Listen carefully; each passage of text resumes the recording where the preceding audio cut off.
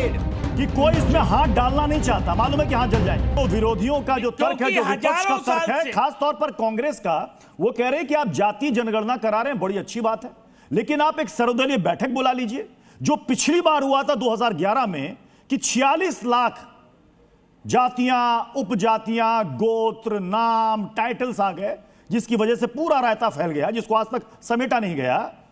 तो वो कम से कम उस स्थिति से बचा जा सके। वो कह रहे हैं हमसे सलाह ले लीजिए, साइंटिफिक तरीका अपनाइए, जैसे वो कह रहे हैं तेलंगाना में, बिहार में हुआ, उसी तरीके से कीजिए। कांग्रेस ने जो किया, तो ये क्यों मान के चल रहे हैं हम भी वही गलती करेंगे? ये 2026 है और 2026 जो है एआई का युग है। अगर जातियां आएंगे, उनका डाटा डाला जाएगा और उसके बाद सब चीजें निकल के आ जाएंगी। तो सरकार के पार्ट पे कोई गलती नहीं है। सरकार ने जो कमिटमेंट किया कि जातिगत जनगणना कराएंगे, वो करा रहे हैं। ये इनका मिथ्या सोच है कि उसमें कोई झोला हो जाएगा या उसमें कोई रायता फैल जाएगा। प्लीज, ये प्रधानमंत्री की कमिटमेंट है और उसके बाद जो कमिटमेंट थी जातिगत जनगणना। ठीक है विवेक जी, मुझे एक बात बताइएगा, क्या किसी भी सरकार की तरफ से, किसी भी मंत्री की तरफ से, किसी भी सांसद की तरफ से यह कहा गया आज तक कि साहब हम आरक्षण व्यवस्था को खत्म करने जा रहे हैं? कोई नहीं कहेगा सर, कोई नहीं कहेगा सर, कोई भी नहीं कहेगा। मुझे अभी ये ऐसा मामला है ना सर कि कोई इसमें हाथ डालना नहीं चाहता, मालूम है कि हाथ जल जाएंगे।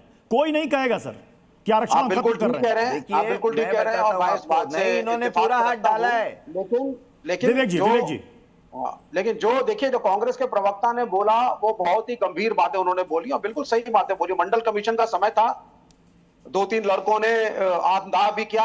All India institute of medical sciences के सामने खड़े थे, एक तरफ स्टूडेंट्स थे, एक तरफ पैरामिलिट्री वाले थे, गन्स लेकर के फायरिंग तक हो सकती थी।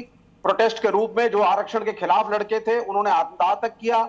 लेकिन वीपी सिंह की सरकार थी, आडवाणी जी से मिलने गए स्टूडेंट्स, तो आडवाणी जी ने कहा कि I understand your cause and I understand the way you feel, लेकिन हम आप लोगों के कॉज को समर्थन नहीं दे सकते उस वक्त। बाद में कमंडल के इशू पर उन्होंने सरकार से आरक्षण को वापस लिया।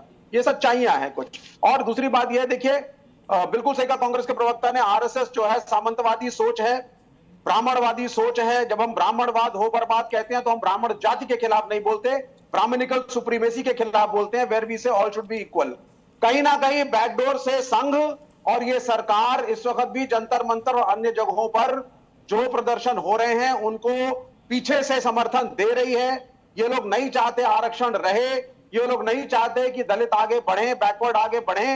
ये तो संख्या बल बहुजनों का इतना बड़ा है कि हिम्मत नहीं है भाजपा में और संघ में कि उनके खिलाफ बोल जाएं, वरना अगले दिन उठा करके इनको जनता कुर्सी से फेंक देगी। अत्याचार हुआ है, सदियों तक इस देश में अत्याचार हुआ है, दक्षिण से लेकर के आगे तक हुआ है। और आप सुन लीजिए खरे साहब, महेश योगी कायस्थ थे Shrivastava, PhD in theoretical physics, और 12-15 साल शंकराचार्य के साथ वाराणसी में रहे। He was the brightest student of Shankaracharya, लेकिन शंकराचार्य नहीं बन पाए क्योंकि कायस्थ जाति के थे और उनके अपने गुरु ने उनको बोला that you go and you do something else. तो यूनाइटेड स्टेट्स में गए और महर्षि महेश योगी ने नाम कमाया और स्वर्ण मुद्रा तक वहां पे चलाई और न्याय बनाए।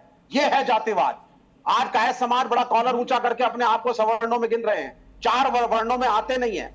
ऐसी अनेकों जातियां और कास्ट में आपको गिनवा दूंगा खरे साहब, जिनका यही नहीं पता वो 4 वर्णों में है भी या नहीं। Who we are, who are the कायस्था, मैं आपको छोटा एग्जांपल दे रहा हूं। तो ये डिस्क्रिमिनेशंस जो हैं ये चले आ रहे हैं। आरक्षण